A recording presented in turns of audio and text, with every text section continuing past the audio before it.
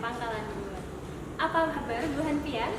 Semoga kita semua selalu bersemangat dan sehat-sehat dalam menjalankan seluruh aktivitas dan juga rutinitas kita sehari-hari. Berjumpa lagi bersama dengan saya, Rizky Birawani, yang akan menemani kawan 102 di episode ke-16 Arutpods Podcast KPPN Pangkalan Bun. Nah, di episode kali ini kita akan membahas tentang salah satu komponen dari belanja negara. Kira-kira apa ya? Nah, sudah hadir bersama dengan kita seorang narasumber yang begitu luar biasa handal yang akan kita ajak diskusi terkait dengan transfer ke daerah. Beliau merupakan Kepala Seksi Bank KPPN Pangkalan Bun. Mari kita sambut Bapak Agung Cahyono. Halo. Gimana nih kabarnya Pak Agung? Alhamdulillah baik. Alhamdulillah. Bisa disapa terlebih dahulu nih Pak Agung. Kawan 102 yang sedang menyaksikan dimanapun. Hai kawan 102. Kawan 102 tentunya sudah tidak asing lagi dengan beliau karena Pak Agung ini sudah menjadi narasumber sebelumnya ya Pak. Jadi ini adalah episode kedua dari Arutpods Podcast yang narasumbernya adalah Pak Agung. Baik, kawan 102 langsung saja kita akan membahas terkait dengan transfer ke daerah. Nah sebelumnya nih Pak, KPPN Pangkalan Bun ini sudah melakukan penyaluran transfer ke daerah ini dari tahun-tahun sebelumnya.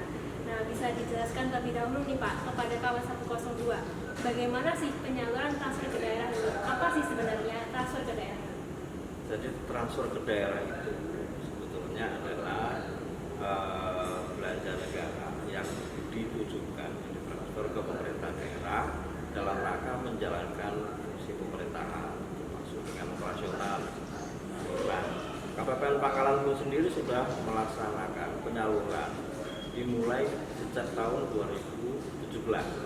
Itu pertama kali Dakfisik dan dana desa. Sampai sekarang sudah hampir berapa tahun? 2017 ke 2023 ini. Sekitar 6 tahun ya? Iya. 6 tahun. Baik Pak Agung. Nah saya jadi penasaran nih Pak Agung. Dari penyaluran transfer ke daerah tahun 2022 ke tahun 2023 ini, apakah ada sesuatu yang baru nih Pak? Ataukah ada update gitu kan? Mesti perubahan itu pasti ada gitu. Apa saja perbedaan dari penyaluran transfer ke daerah tahun 2022 jika dibandingkan dengan transfer ke daerah di tahun anggaran 2023? Oke, jadi yang krusial dari penyaluran transfer ke daerah pada tahun 2022 ke 2023 semenjak diterbitkannya Undang-Undang Nomor 1 Tahun 2022 tentang hubungan keuangan antara pemerintah pusat dan pemerintah daerah. Nah, jadi di tahun 2022 sebelum terbitnya undang-undang itu, KPPN hanya menyalurkan 3 jenis penyaluran, yaitu Dakfisik, dana alokasi khusus fisik, kemudian dana alokasi khusus non fisik, dan yang ketiga adalah dana desa. Hanya 3 itu saja. Dan itu pun juga di KPPN pun dikenal dengan Satker penyaluran Dakfisik dan dana desa. Jadi di tahun 2023 ini KPPN Pangkalan Bun menyalurkan itu ada dana transfer umum, ada dana transfer khusus, dan dana desa, insentif fiskal, otonomi khusus, dan keistimewaan. Nah, di perbedaannya ya tadi di dana transfer umum itu ada DBH dan dana alokasi umum. Kemudian di dana transfer khusus itu terkait dengan penyaluran Dakfisik dan dak non fisik. Yang kemudian yang terakhir itu dana desa, insentif fiskal, otonomi khusus, dan dana keistimewaan. Nah, bedanya di situ. Oleh karena itu, sebetulnya sejarahnya itu agak panjang. Kenapa? Karena sebelum dimunculkannya undang-undang HKPD ini, seluruh penyaluran kecuali yang 3 tadi itu dilakukan di KPPN Jakarta 2.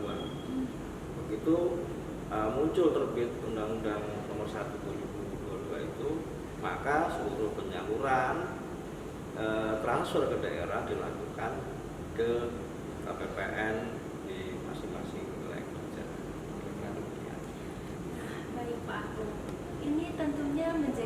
tantangan baru begitu ya Pak bagi KPPN khususnya adalah fleksibel gitu yang melakukan penyaluran kepada 3 Pemda di lingkup kerja KPPN Pangkalan Bun. Ada yang pertama ada Kabupaten Kota Waringin Barat, kemudian Kabupaten Sukamara dan juga Kabupaten Lamandau begitu ya Pak.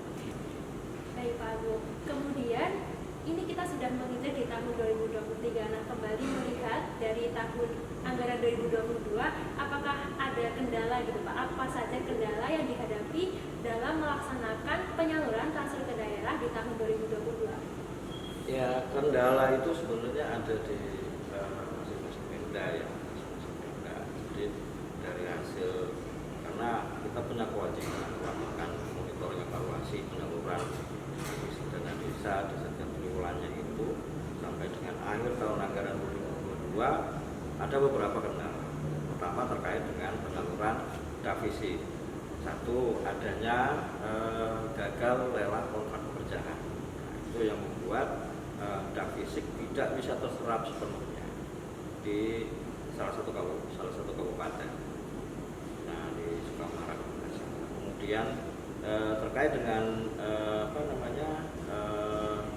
download fisik itu ada kendala, yaitu adanya retur SP2 dikarenakan adanya kesalahan nomor rekening dari penerima penyaluran BUP PAUD. Dan kemudian ketika terkait dengan dana desa, kita ada beberapa pemotongan di beberapa desa sebagai sanksi atas kejadian di tahun-tahun sebelumnya. Baik Pak Agung. Kemudian dari kendala-kendala yang sudah dialami di tahun 2022 ini Pak, tentunya sudah ada monitoring, menjadi bahan monitoring dan evaluasi begitu ya Pak, untuk menyusun langkah-langkah strategis di tahun 2023 untuk penyaluran transfer ke daerah. Itu apa saja yang sudah dirumuskan Pak? Oke, memang kita sudah pernah membahas dengan teman-teman yang lain maupun dengan pimpinan, dan ada arahannya bahwa untuk tahun anggaran 2023 ini kita diupayakan mengantisipasi kendala-kendala yang terjadi di tahun anggaran 2022, itu kita antisipasi supaya di tahun 2023 ini tidak terjadi kembali. Itu pertama, karena sudah beberapa penyaluran ini sudah jalan ya, dana desa terkait dengan kalau untuk dana alokasi umum itu baik yang ditentukan penggunaannya maupun tidak ditentukan penggunaannya karena sifatnya berasal dari rekomendasi itu sudah berjalan ya. Artinya yang perlu diantisipasi adalah penyaluran pertama dana desa. Nah, dana desa ini agak krusial. Kenapa? Karena biasanya Pemda itu akan cenderung menunggu batas waktu akhir kapan itu bisa diajukan itu dana desa. Kemudian yang kedua terkait dengan dana alokasi khusus non fisik itu tadi terkait dengan rekening penerima. Itu makanya kita coba konfirmasi dahulu, Bang, apakah rekening penerima ini sudah betul atau tidak, atau sudah diverifikasi secara perbankan bahwa datanya memang benar-benar yang tercantum di aplikasi itu. Nah, yang ketiga itu terkait dengan penyaluran fisik, DAK fisik. Nah, DAK fisik ini pertama itu yang kita antisipasi bahwa proses perekaman kontrak itu atau enggak proses tender lelang kontrak itu diupayakan jauh-jauh hari sebelum batas terakhir perekaman kontrak. Kenapa? Karena di tahun lalu di 2023 itu terjadi batas terakhir perekaman kontrak, Pemda baru melakukan lelang di minggu-minggu terakhir itu. Nah, yang akibatnya lelang itu tidak bisa terlaksana dengan baik sehingga dia gagal lelang, dan itu pun harus artinya tidak ada penyaluran tahap kedua dan ketiga, bahkan ada yang sama sekali tidak ada penyaluran secara bertahap. Jadi kira-kira demikian. Baik Pak, jadi langkah-langkah strategis yang sudah dirumuskan oleh Pak Agung dan juga di KPPN Pangkalan Bun dalam menghadapi penyaluran transfer ke daerah di tahun anggaran 2023 agar berjalan secara optimal begitu ya Pak. Nah, kemudian Pak Agung, sampai dengan saat ini transfer ke daerah tahun anggaran 2023 apa saja yang sudah bisa yang sudah disalurkan Pak KPPN antara lain dana bagi hasil terkait dengan mineral badan perikanan, kemudian dana alokasi khusus non fisik macam-macam di dalamnya itu ada BOP, PAUD, ada BOS, ada BOK Puskesmas, banyak sekali jenisnya. Dan yang kemudian ada insentifnya itu yang sudah tersalurkan itu termasuk dengan dana desa, sampainya situ aja. Yang lain-lainnya belum sama sekali, belum ada penyaluran seperti insentif fiskal, kemudian dak fisik itu juga belum ada. Dak fisik masih baru ya, terkait dengan terbitnya Perpres nomor 15 tahun 2023 tentang juknis petunjuk teknis DAK fisik tahun anggaran 2023. Baik Pak Agung.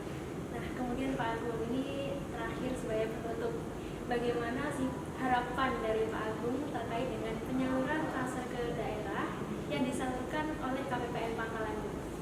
Nah, harapan kami selaku kami kan sebagai kita sebagai penyalur ya, kalau dari sisi fungsi kami, saya sendiri selaku PPK ya, PPK penyaluran transfer ke daerah, harapannya kami bisa di 2023 ini karena tugas yang diemban besar daripada 2022, kemungkinan makanya kami harapkan bahwa akan terjalin sinergi kerjasama yang baik antara KPPN selaku penyalur dengan Pemda selaku mitra kerja. Itu yang kita cari. Dan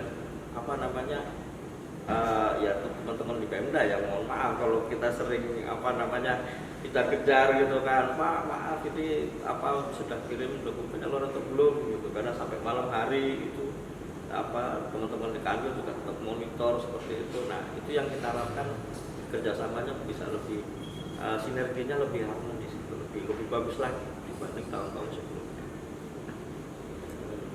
Baik Pak, jadi keywordnya kata kuncinya sinergi kerjasama gitu ya Pak, agar tercapai secara optimal penyalurannya ini.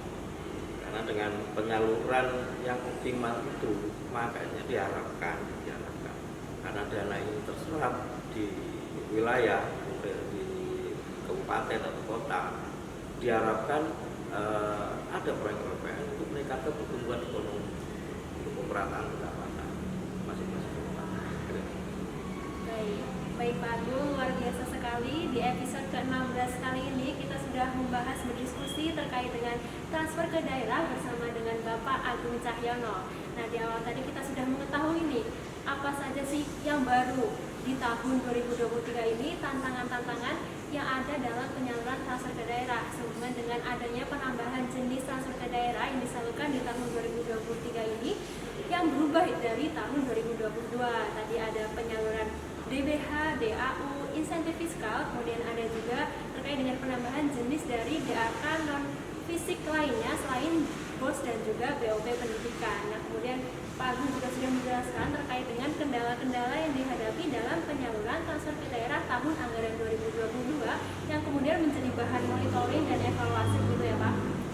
Untuk selanjutnya dirumuskanlah sebuah langkah-langkah strategis penyusunan transfer ke daerah di tahun anggaran 2023. Kemudian di akhir Pak Agung telah menyampaikan nih pesan-pesan kepada Pemda khususnya begitu agar sinergi dan kolaborasi yang terjalin dalam pelaksanaan penyaluran transfer ke daerah di tahun anggaran 2023 agar terserap secara optimal dan kemudian KPN Pangkalan Bun ikut serta dalam memberikan perbaikan dalam penyaluran itu yang akan menjadi output dan outcome dalam pertumbuhan ekonomi begitu ya Pak, di 3 kabupaten di lingkup wilayah kerja Kabupaten Pangkalan Bun. Ada Kabupaten Kota Waringin Barat, Kabupaten Sukamara, dan juga Kabupaten Lamandau. Baik Pak Agung, terima kasih banyak sudah berkenan hadir dalam episode ke-16 Arut Podcast Kabupaten Pangkalan Bun kali ini. Semoga Pak Agung sehat-sehat, dimudahkan dan dilancarkan semua urusannya.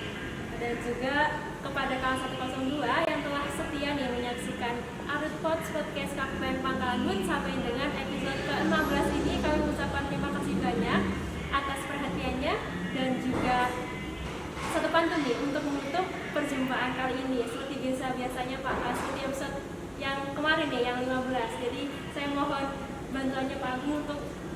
penutupnya ya Cakep. Pak. Karena saya nggak bisa pantun. Oke, ini partnya simpel saja sih Pak untuk penutup kali ini. Oke, jalan-jalan ke Palangkaraya. Cakep. Cakep. Sampai jumpa di episode Arut Pods Podcast berikutnya. Mantap. Bye bye. Bye-bye.